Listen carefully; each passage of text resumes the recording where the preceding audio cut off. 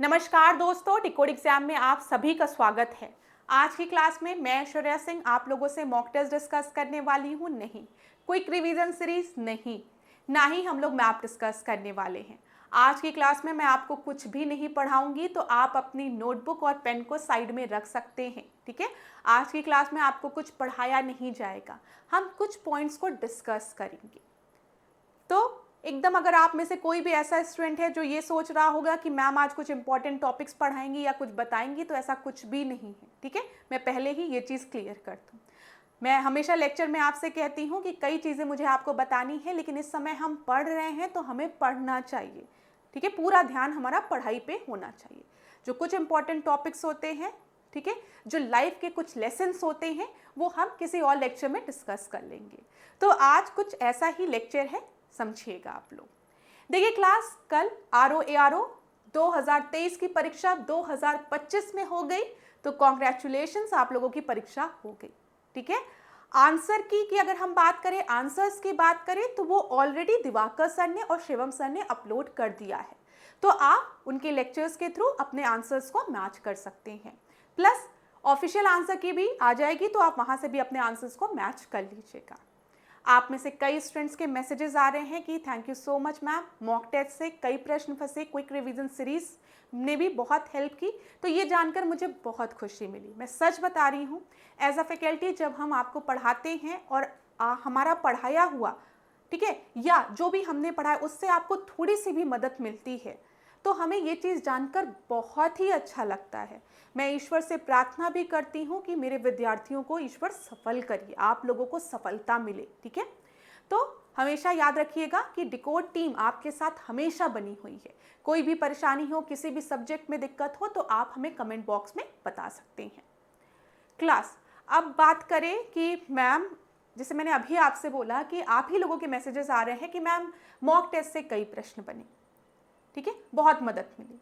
तो मैं, जैसे आप लोग ईश्वर को शुक्रिया करते हैं, वैसे मैं भी प्रभु को शुक्रिया करना चाहूँगी कि चलिए मैंने जो पढ़ाया उसमें से कुछ प्रश्न तो आपको देखने को मिले। लेकिन एक चीज़ हमेशा याद रखिएगा कि जो मैं आपको पढ़ा रही थी, जो भी चीज़, वो पास्ट ईयर क्वेश्चंस को एनालाइज करके पढ़ा रही थी। मैंने आपसे लेक्चर्स के दौरान भी कहा था कि देखिए मैंने आपके पेपर्स नहीं बनाए हैं, ठीक है, ना ही मेरे पास कोई ऐसी शक्ति है कि मैं आपको बता दूं कि पेपर में क्या प्रश्न बनेगा।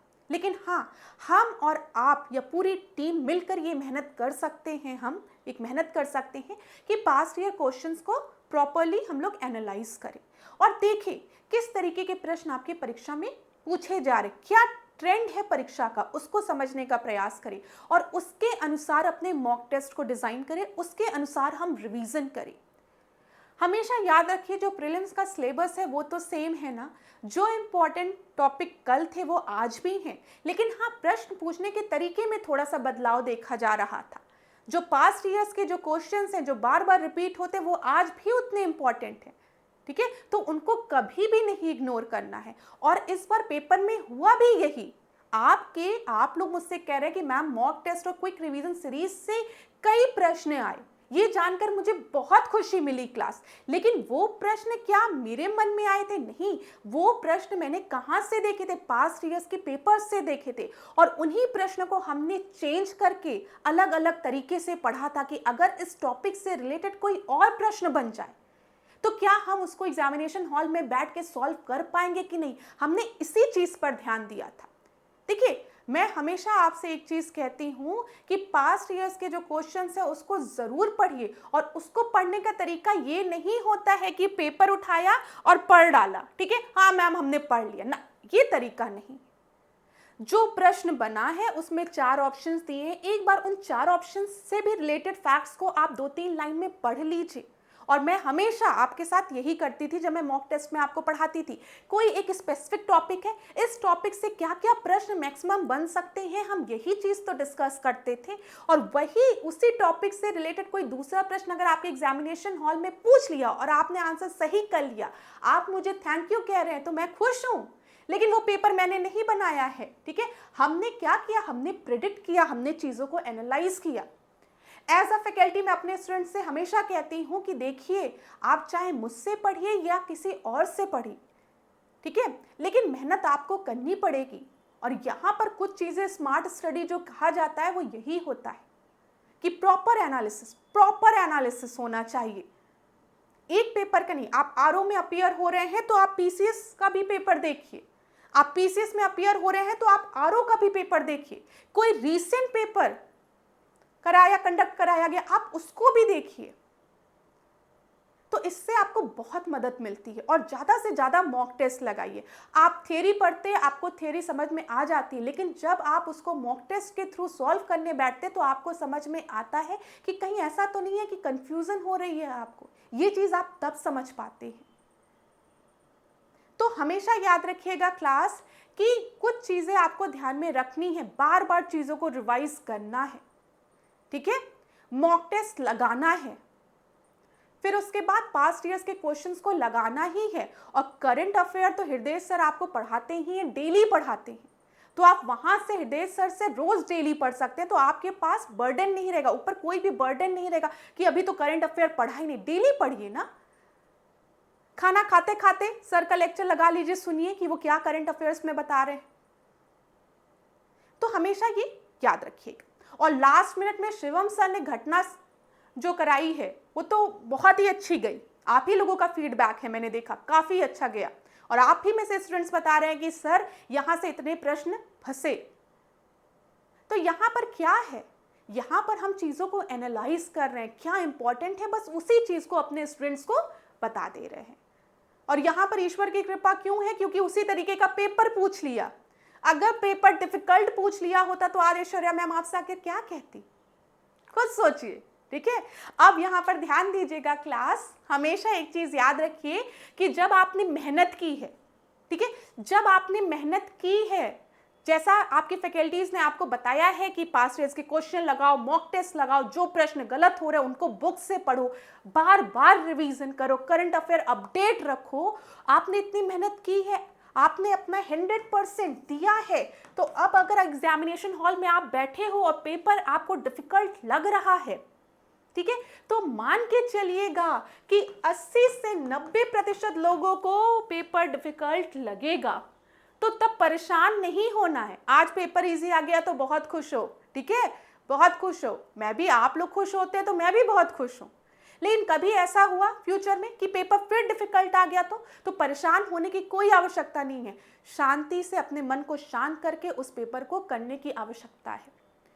जो कर्म की बात होती है ना, कर्म आपको तब तक करना है जब तक कि फल नहीं मिल जाता, और बिना फल की चिंता किए कर्म करना है। निष्काम कर्म की क्या बात है, यही तो है, हमें फल की चिंता नहीं करनी है।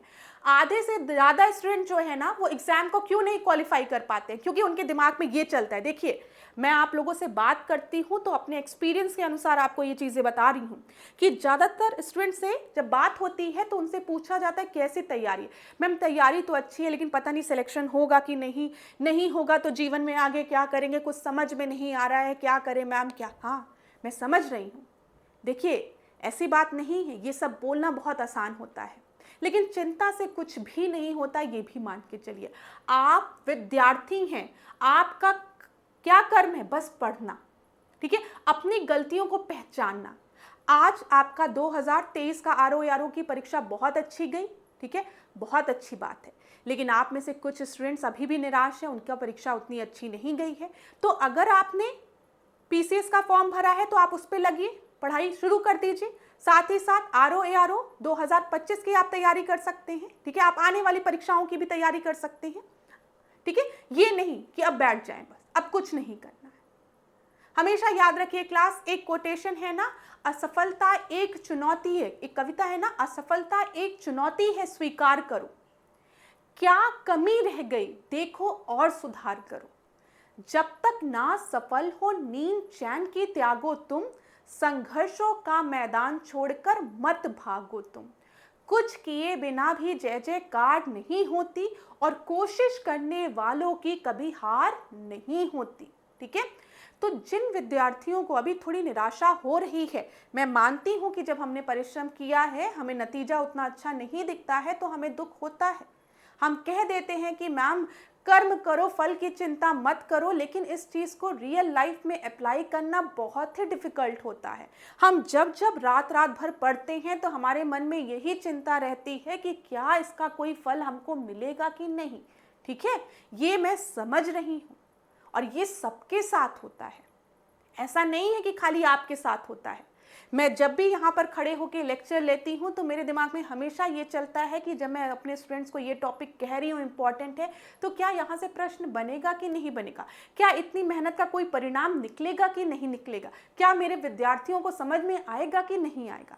ये हम लोगों का नेचर होता है। हम लोग काम करने के पहले ही परिणाम की चिंता करने लगते हैं और कहीं ना कहीं हमारे असफलता के पीछे का कारण भी यही होता है। अरे जब तक आपने रेस दौड़ी ही नहीं, अपनी पूरी ताकत से दौड़ी ही नहीं, तब तक आप परिणाम कैसे घोषित कर सकते हो। आप परिणाम नहीं घोषित कर सकते हो। पहले उस रेस में खड़े तो हो और पूरी ताकत से दौड़ो, तो तब डिसाइड करना, उसके बाद अपना 100% देने के बाद डिसाइड करना कि आप इस योग्य हो कि नहीं हो। ये चीज हमेशा याद रखिएगा क्लास। और हमेशा याद रखिएगा, अगर कोई भी आपसे कहे बिलीव, मैं कभी भी नहीं कहती अपने स्टूडेंट्स को कि मेरे पे विश्वास रखिए। हमेशा खुद पर विश्वास रखिए। मैम आपको क्या पढ़ा रही हैं उसको आपको वेरीफाई करना है। मैम के पढ़ाने के बाद आपको अपनी पुस्तक को खोलना है, चीज़ों को रिवाइज करना है, बहुत ही ज़रूरी है। ये जो बिलीव है ना, ये जो विश्वास है ना, ये सबसे ज़्यादा आपको खुद पर होना चाहिए। आज लिख लो, आज लिख लो क्लास, सबसे बड़ा विश्वास आपको खुद पर होना चाहिए। और जब तक आपको खुद पर विश्वास नहीं होगा, तब तक जीवन की किसी भी परीक्षा में कोई भी आपको सफलता नहीं दिला पाएगा। ये चीज हमेशा याद रखिए, कोई भी सफलता नहीं दिला पाएगा आपको जब तक आपको यह विश्वास, ये जो है ना विश्वास, खुद पर नहीं है। ठीक है, ये याद रखिएगा। देखिए, ईश्वर पर विश्वास, ठीक है, माता पिता के आशीर्वाद पे विश्वास, हाँ होना चाहिए, लेकिन परिश्रम आपको करना है। और वो परिश्रम आप तभी करेंगे जब आपको ये लगेगा कि हाँ मैं इस परीक्षा में सफल हो सकता हूँ। तो अपने आप से रोज कहा करिए।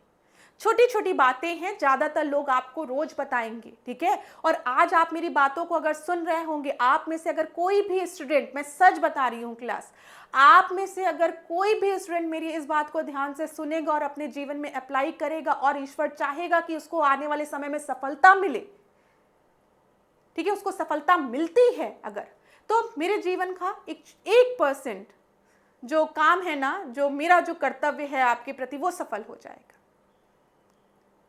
जीवन में कई समय ऐसा आता है कि लोग आपको हमेशा कहते हैं कि किया क्या आपने, आप कर क्या रहे हैं, आपने क्या उपलब्धि पाली। किसी दूसरे के लिए क्या हमें अपने जीवन में उपलब्धियों की जरूरत है? नहीं, हमें खुद के लिए अपनी उपलब्धियों की जरूरत है।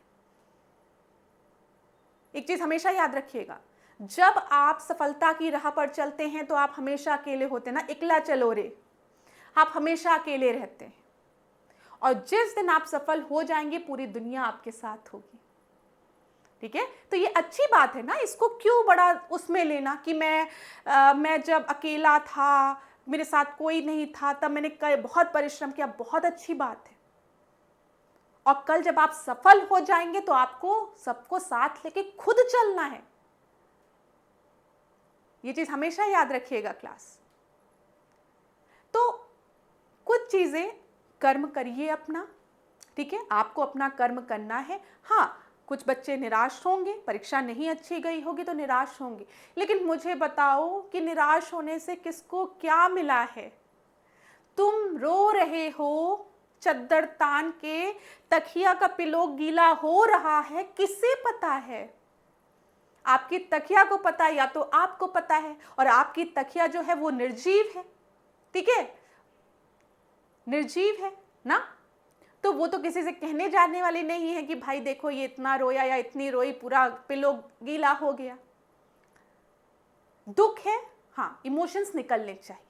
हमने मेहनत की थी, हमको उतनी सफलता नहीं मिली, उतना अच्छा सफलता नहीं मिली आज, तो हमें दुख है। हाँ दुख है, रो लो, लेकिन कब तक? 1 दिन, 2 दिन, 3 दिन, चौथे दिन तो खड़े ही होना है ना। तो उठो, ठीक है, और पढ़ना शुरू करो। अगर कहीं से भी थोड़ी सी मिस्टेक हो गई है तो उस मिस्टेक को नोट डाउन कर लो और उसको अब सही करने का प्रयास करो कि ये सही हो जाए।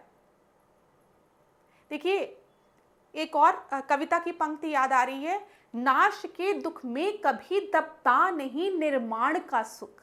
ठीक है, नाश के दुख में कभी दबता नहीं निर्माण का सुख, नीड़ का निर्माण फिर सृष्टि का आवाहन। एक चिड़िया चोंच में तिनका लिए जो जा रही थी, वह सहज में ही पवन 49 को नीचा दिखाती। हरिवंश राय बच्चन द्वारा ही ये लिखी गई पोयम है, जिसमें वो क्या कहते हैं, इतनी तेज आंधी पानी आई कि जो पेड़ हैं वो जड़ से उखड़ कर गिर गए। सोचिए, और पूरा दिन जो है वो रात के तरीके का हो गया। ईंट पत्थर के महल घर भी आपके कांप गए। तो हाय तिनको से विनर्मित घोंसले पर क्या न बीती। जो तिनको से बिना एक बना हुआ एक घोंसला है उस पर क्या न बीती, डगमगाए जबकि कंकड़ ईंट पत्थर के महल घर। इतनी तेज आंधी थी कि पूरा जो दिन था वो रात के समान हो गया। जो पेड़ हैं वो जड़ से उखड़ कर गिर गए, ईंट पत्थर के महल घर भी कांप गए। तो तिनको से बने हुए घोंसले की क्या हालत हुई होगी ये आप सोच सकते हैं। तो क्या पक्षी वहीं पे रुक जाए, रोने लगे, क्या जीवन का अंत हो गया उसका घर टूट गया। अरे घर टूटना बहुत बड़ी बात है ना क्लास। तिनके तिनके से एक पक्षी अपने घर को बनाता है और एक दिन आंधी आई और पूरा घर टूट गया। तो क्या करे पक्षी, बताओ, रोए? एक दिन रोए, 2 दिन रोए, 3 दिन रोए, कितने दिन रोए? लेकिन पक्षी रोता नहीं है। अगले दिन वो फिर तिनका लेके अपने घोंसले का निर्माण करने को चलता है। इसीलिए कहा गया ना, एक तिनका लेके जो पक्षी आज फिर उड़ रहा है वो कहीं ना कहीं उन सब लोगों को नीचा दिखा रहा है जो लोग निराश हैं। तो आप सोचिए, जीवन में संघर्ष सबके है।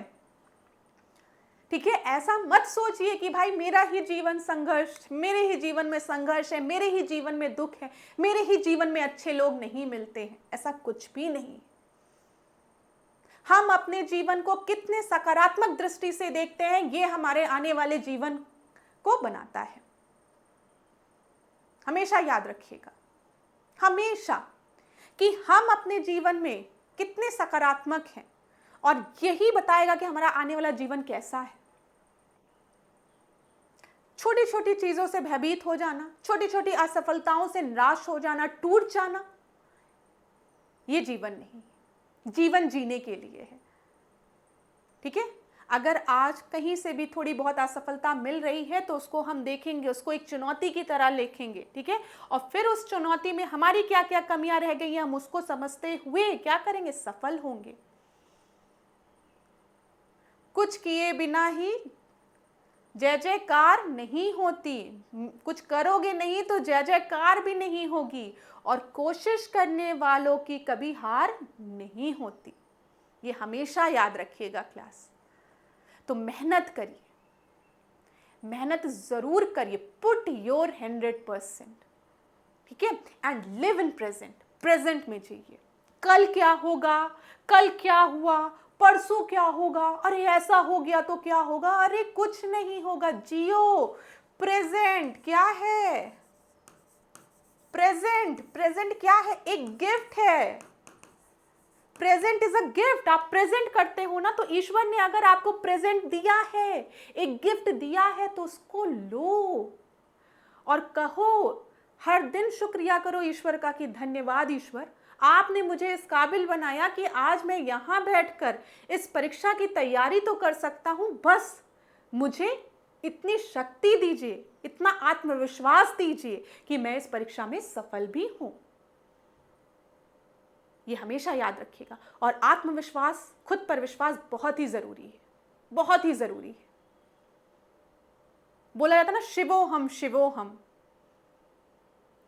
तो शिवोहम, जब तक आप अपने अंदर की शक्ति को नहीं पहचानेंगे तब तक आपको कोई भी सफलता नहीं दिला सकता है। चाहे इस प्लेटफॉर्म पे ऐश्वर्या मैम खड़ी हो, कल कोई और फैकल्टी खड़ा हो, या कोई भी। कोई आपको सफलता तब तक नहीं दिला पाएगा जब तक आपको खुद पर विश्वास नहीं होगा। तो हमेशा याद रखिएगा, खुद पर विश्वास रखिए क्लास। मैंने आपसे लेक्चर्स के दौरान भी कहा था कि कभी बहुत निराश हो ना तो मिरर के सामने हो, खड़े हो। एक कार्टून आता था, ए मेरे जादुई शीशे ये तो बता सबसे सुंदर कौन है भला। हाँ, तो अपने आप से कहा करो, ए मेरे जादुई शीशे ये तो बता सबसे काबिल कौन है भला, और अपना नाम लिया करो। ये आपका आत्मविश्वास जगाने के लिए, अंधविश्वास नहीं। ठीक है, ऐसा नहीं है कि मतलब आप ये नहीं कि घमंडी, लोग कहते हैं ना कि अरे मैम ऐसे तो हम घमंडी बन जाएंगे कि हम कहेंगे सबसे बुद्धिमान या सबसे सफल कौन है भला और अपना नाम ले रहे हैं, तो हम घमंडी हो जाएंगे। वहां पर जो लेडी थी वो कहती थी, ऐ मेरे जादुई शीशे ये तो बता सबसे सुंदर कौन है भला, तो कहता था महारानी आप सबसे सुंदर हैं। तो वो क्या हुआ, कुछ समय बाद घमंडी हो गई। ऐसा नहीं है, ऐसा नहीं है, आपको ये नहीं करना, बस आपको अपने आत्मविश्वास को जगाना है। बहुत बड़ी चीज है आत्मविश्वास, मैं बता रही हूं। आप आधी रेस तभी जीत जाते हैं जब आपको खुद पर विश्वास होता है, और आप तभी आधी रेस हार जाते हैं उसी दिन जब आपको खुद पर विश्वास नहीं होता है। नहीं तो कैपेबिलिटी, योग्यता बहुत लोगों के पास है, बहुत लोग बहुत इंटेलिजेंट हैं, लेकिन हर कोई सफल नहीं हो पाता। क्यों? क्योंकि विश्वास ही नहीं था खुद पर। लोगों ने आके बोल दिया कि जीवन में किया क्या, अरे कर क्या रहे हो इतने सालों से, क्या पढ़े जा रहे हो, बस रोने लगे, अरे हमसे कुछ नहीं होगा, नहीं होगा, नहीं होगा। अरे कुछ नहीं क्यों नहीं होगा, लेकिन पूरा 100% तो दो 100% अपना। ठीक है, हमेशा याद रखिए इस चीज को। चलिए, अच्छा, मेरे लिए आप लोग से इस तरीके का इंटरेक्शन करना एक बहुत बड़ा चैलेंज है, मैं सच बता रही हूँ। मुझे कुछ पढ़ाना हो तो मेरे लिए सबसे आसान काम है, कह दो कि ऐश्वर्या मैम जरा ये टॉपिक पढ़ा दीजिए, तो ऐश्वर्या मैम आपको पढ़ा देगी। लेकिन अब आप कहिए कि ऐश्वर्या मैम थोड़ा सा ना कुछ समझाइए जीवन को लेके, तो मेरे लिए ये बहुत ही डिफिकल्ट काम है, इसीलिए मैं लेक्चर्स में कभी करती ही नहीं हूँ। लेकिन आज मेरा मन किया कि कुछ बातें मैं आप लोगों से कहूँ। मैंने हमेशा अपने विद्यार्थियों से एक बात कही है कि मेरे लिए क्लास में बैठा हुआ हर एक बच्चा बहुत ही इंपॉर्टेंट है, चाहे मैं आपको जानती हूँ चाहे ना जानती हूँ क्लास। लेकिन अगर मेरी आवाज़ आप तक पहुँच रही है तो इस चीज़ पर विश्वास रखिएगा कि आप मेरे लिए बहुत इंपॉर्टेंट हैं, और ख़ासकर वो स्टूडेंट जिनको कि मेरी सबसे ज़्यादा ज़रूरत है। क्लास में हर तरीके के विद्यार्थी होते हैं, कुछ विद्यार्थी बहुत तेज होते हैं जिनको सब कुछ आता है, तो मैं मान के चलती हूँ कि जो बहुत तेज है जिनको सब कुछ आता है, उनको उनके जीवन में अगर आप ऐश्वर्या मैम को हटा भी देंगे तब भी वो सफल होंगे। ठीक है, क्योंकि उनके अंदर इतनी योग्यता है। लेकिन मेरे अगर एक भी विद्यार्थी ऐसा है जिसको ये लगता है कि नहीं हमसे नहीं हो पा रहा, हम नहीं कर पाएंगे, हम घर के कामों में उलझे हुए हैं, ठीक है, या फिर हम ऑफिस के कामों में उलझे हुए हैं, हम पढ़ने में बहुत तेज नहीं हैं, तो मुझे तो अपने इन विद्यार्थियों का सहारा बनना है। जो सबसे लास्ट बेंच में बैठा विद्यार्थी है, मुझे उससे टॉप कराना है। और मेरे जीवन का जो लक्ष्य है ना, वो तभी सफल होगा जब कोई ऐसा विद्यार्थी मेरे सामने आएगा, कहेगा कि मैम मैं तो बहुत ही कमजोर था, बहुत ही कमजोर था, लेकिन कहीं ना कहीं मेरा ये मैसेज आप तक पहुंचा और आपने कहा कि खुद पर विश्वास रखो, जीवन में आप हर फील्ड में सफल होगे। देखिए क्लास, जीवन में हम सभी को अभिनय करना पड़ता है। अभिनय जानते हैं क्या होता है? एक्टिंग। ठीक है, हो सकता है हिंदी में कुछ इधर उधर मेरे शब्द हो जाएं तो उसके लिए मुझे क्षमा करिएगा। आप लोगों के ये भी कमेंट कभी कभी आते हैं कि मैम की हिंदी बहुत अच्छी है, तो थोड़ी हिंदी मेरी कमज़ोर है, तो उसके लिए मुझे क्षमा करिएगा। ठीक है, इतनी भी कमज़ोर नहीं है लेकिन थोड़ी सी कमज़ोर है। तो हमें भी जीवन में कई बार हम दुखी होते हैं तो हमको मुस्कुराना पड़ता है। ठीक है, और मुस्कुरा के अपने आप को ये बताना पड़ता है कि जीवन कितना अनमोल है और ये समय क्या है, ईश्वर द्वारा हमें एक प्रेजेंट दिया गया, एक गिफ्ट दिया गया है। तो वर्तमान में जीकर हम क्या कर सकते हैं? बस अपना कर्म कर सकते हैं और कुछ नहीं कर सकते। तो हम वर्तमान में रहकर अपना कर्म करें और मुस्कुराते रहें। क्या करें? मुस्कुराते रहें, रोए ना। ये हमेशा याद रखिएगा। एक ऐसे संवाद था, मैंने भी सुना था, आप लोगों की तरह मैं भी यूट्यूब देखती हूँ और उसमें कुछ संवाद सुनती हूँ। तो उसमें कृष्ण और कर्ण के बीच में संवाद था। देखिए, मैं मोटिवेशनल स्पीकर नहीं हूँ, ना ही मुझे इतनी नॉलेज है चीज़ों की। बस कुछ चीज़ें जो मुझे अपने जीवन में अच्छी लगती है वो चीज़ें मैं आपसे शेयर कर देती हूँ। तो उसमें कृष्ण और कर्ण के बीच का एक संवाद है। तो उसमें कर्ण कहते हैं कि बताइए माधव, मेरा क्या दोष है? मेरा जीवन इतना संघर्ष रहा था, तो मैं क्या करता? ठीक है, मैं कौरवों का साथ क्यों नहीं देता? तो यहाँ पर कृष्ण कहते हैं कि कर्ण, खाली तुम्हारा जीवन संघर्षमय नहीं था, जीवन तो मेरा भी संघर्षमय था, लेकिन इसका मतलब ये तो नहीं था कि मैं अधर्म का साथ दूं, जीवन में गलत पथ पर चल। तो ऐसा तो है नहीं कि जीवन में जब भी कठिनाइयां आएंगी तो हम अधर्मी हो जाएंगे। जब जीवन में परिश्रम है, कठिनाइयां हैं, तो उसको स्वीकार करिए, ठीक है, और हमेशा धर्म का साथ दीजिए, हमेशा क्लास, भले कितनी भी कठिनाई हो जीवन में। आप खुद सोचिए, ऐसा नहीं था कि कृष्ण का जीवन बहुत ही सरल था। जब जन्म हुआ तो अपने माँ बाप से अलग हो गए, फिर जिन्होंने पाला पोसा फिर उनसे अलग हो गए, राधा से अलग हो गए। तो कहीं ना कहीं जीवन में उनके सब रिश्ते उनसे छूटते गए। लेकिन कभी भी आपने कृष्ण को रोते हुए देखा? कृष्ण के चेहरे पे हमेशा भगवान के चेहरे पे एक मुस्कान बनी हुई थी। तो इसी तरीके से अपने भी चेहरे पर एक मुस्कान बनाए रखिए क्लास, ठीक है, और हमेशा जीवन में परिश्रम कीजिए, परिश्रम करिए, सफलता आपको मिलेगी, ये हमेशा याद रखिए। और जो भी कमियां हैं उसको पहचानिए। नर हो ना निराश करो मन को, कुछ काम करो, जग में रहकर कुछ काम करो। तो काम करिए, आपका काम अभी यही है कि आप पढ़ाई करिए। अगर आपका प्रीलिम्स अच्छा हुआ है तो मेंस की तैयारी करना शुरू कर दीजिए। पूरी डिकोड की टीम आपके साथ है, ठीक है। कोई भी क्वेरी है, कोई भी डाउट है तो आप हमसे कांटेक्ट कर सकते हैं। अगर आपको प्रीलिम्स की तैयारी करनी है तो प्रीलिम्स की तैयारी के लिए भी हम लोग एक बैच लेकर आए हैं, अभ्युदय बैच, ठीक है, जो कि 5 अगस्त से शुभारंभ हो रहा है इसका। यहाँ पर हमने टारगेट 2026-27 का रखा है, ठीक है, ये याद रखिएगा। यूपी पीएससी आरओ के लिए, साथ ही पीसीएस का भी बैच आपका चल रहा है, आप उसको भी ज्वाइन कर सकते हैं।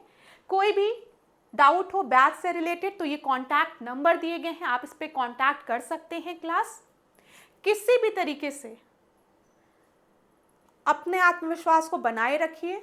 कोई भी परेशानी होती है आप हमसे शेयर कर सकते हैं, किसी भी सब्जेक्ट में दिक्कत होती है आप वो भी बता सकते हैं, लेकिन आप अपनी तैयारी को रोकिएगा मत। तब तक मत रोकिएगा जब तक कि आपने फाइनली डिसाइड नहीं कर लिया है कि मैं इस फील्ड को छोड़ने वाला हूं। और जब आप युद्ध में कूद गए हैं तो योद्धा की तरह लड़िए ना, क्यों निराश होना है ना। पढ़िए, टीम, पूरी डिकोड टीम तो आपके साथ है ही है। तो सबसे बड़ी चीज जो यहाँ पर है क्लास, खुद पर विश्वास रखिएगा। यहाँ पर फिर मैं आपको बता दूं कि अभ्युदय बैच आपका स्टार्ट होने वाला है 5 अगस्त से, इसका शुभारंभ है, ठीक है। ये यूपी पीएससी आरओ 2026-27 के लिए इस बैच को लॉन्च किया गया है। यहाँ पर संपर्क नंबर दिया गया है, आप इस पर कॉन्टैक्ट कर सकते हैं। अगर कोई भी डाउट हो तो आप यहाँ पर कॉल करके पूछ सकते हैं। साथ ही साथ क्लास यूपी पीसीएस 2025 के लिए भी प्रीलिम्स और मेंस का बैच चल रहा है। अगर आप उसको ज्वाइन करना चाहते हैं वो भी आप इन नंबर्स पर कांटेक्ट करके पूछ सकते हैं। मॉक टेस्ट आपका हम लोग कंटिन्यू करेंगे, ठीक है। किसके लिए लेकर आएंगे? पीसीएस के लिए, ठीक है। क्विक रिवीजन सीरीज, मैप सब चलेगा। पूरी तरीके से आपको हर तरीके की मदद प्रोवाइड की जाएगी डिकोड टीम के साथ। तो आप लोग बिल्कुल भी निराश मत होइएगा, लेकिन पढ़ते रहिए। ये चीज़ मैं आपसे कहूँगी, 1-2 दिन रिलैक्स करिए और फिर उसके बाद अपनी पढ़ाई को कंटिन्यू रखिए। और कोई भी प्रॉब्लम होती है, कहीं पर भी दिक्कत होती है तो टीम के साथ ज़रूर कांटेक्ट करिए। क्लास हमेशा याद रखिए कि हो सकता है किसी भी समय हम आपके साथ, ऐसा लगे आपको कि नहीं है या ऐश्वर्या मैम नहीं है या कोई भी, लेकिन आप अपने साथ हमेशा खुद हैं, ठीक है। खुद आप हैं ना, आप कभी भी अकेले नहीं हो सकते। क्यों? क्योंकि आप खुद आपके साथ हैं। ये चीज़ थोड़ा सा अजीब सा लग रहा होगा, मैं कभी अकेले नहीं थी। क्यों? क्योंकि मैं खुद के साथ थी, इसलिए अकेली नहीं थी। जीवन के मतलब लोगों की नज़रों में हो सकता है मैं अकेली रही हूँ, लेकिन मैं खुद कभी अकेले इसलिए नहीं थी क्योंकि मेरा खुद का साथ मेरे साथ था। और हमेशा अपने ईश्वर पर विश्वास रखिए, माता पिता पे विश्वास रखिए। आपसे जो प्रेम करते हैं लोग, उनका आशीर्वाद आप पर सदैव बना है। अपने इम्पोर्टेंस को समझिए क्लास। और मिरर के सामने जाके पूछा करिए, ए मेरे जादुई शीशे, ये तो बता सबसे सफल कौन है भला। या कोई और शब्द आप लगाना चाहें आप लगाइए, और अपने चेहरे को ध्यान से देखिए, अपनी नज़रों को देखिए, आई कांटेक्ट करिए खुद से। आई कांटेक्ट जब आप खुद से करते हैं ना, लोगों से आई कांटेक्ट करते हैं ना, तो ये आपका कॉन्फिडेंस शो करता है कि भाई अरे बड़े कॉन्फिडेंट है, एकदम आई कांटेक्ट करके बात करते हैं। लेकिन जब आप खुद से आई कांटेक्ट करके शीशे में बात करते हैं ना, थोड़ी देर शांत होने के बाद, तो आपको पता चलता है कि जीवन में आप सही राह पर चल रहे हैं कि नहीं। ठीक है, तो हमेशा ये चीज़ याद रखिएगा। एक लाइन याद आ रही है, 1 मिनट, बहुत अच्छी है।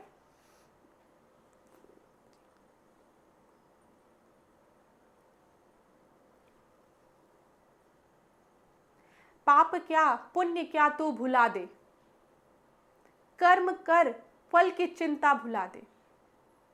सबसे जीता तू खुद से है हारा, ढूंढता है तू किसका सहारा। ठीक है, सबसे जीता तू खुद से है हारा, तो ढूंढता है तू किसका सहारा। ये बहुत अच्छी लाइन है। कभी सोचिए, आपको किसी को भी दुनिया में कुछ भी प्रूफ करने की आवश्यकता नहीं है। अगर आप सही हैं और आप कुछ गलत नहीं कर रहे हैं तो मत प्रूफ करिए, अपना कर्म करिए। अगर आपको लगता है कि मुझे सफल होना है तो सफल होइए, मेहनत करिए। किसी को प्रूफ करने के लिए आपको एग्जाम में अपीयर होने की ज़रूरत नहीं है। किसी का दिल रखने के लिए, किसी का मन रखने के लिए आपको अपने एग्जामिनेशन में अपीयर होने की ज़रूरत नहीं है। अगर आपको लगता है कि मेरे अंदर ये योग्यता है, मैं अपने आप को एज एन ऑफिसर देखता हूँ या देखती हूँ, तो ज़रूर परिश्रम करिए, अभी आपके पास समय है। और बिना परिश्रम किए, बिना एग्जाम में अपीयर हुए, बिना लड़ाई में कूदे कैसे जानेंगे कि लड़ाई जीतने वाली जीत सकते थे कि हार सकते थे। ठीक है, तो पहले से ही कैसे परिणाम घोषित कर दिया। तो फल की चिंता मत करिए, अपना परिश्रम करिए और सफलता आपको ज़रूर मिलेगी। Thank you so much class. और मैं आपको आज एक चीज़ बताने जा रही हूँ कि ये जो मैंने आपसे बातें अपनी शेयर की है ना, ये मेरे लिए आज का सबसे डिफ़िकल्ट टास्क था।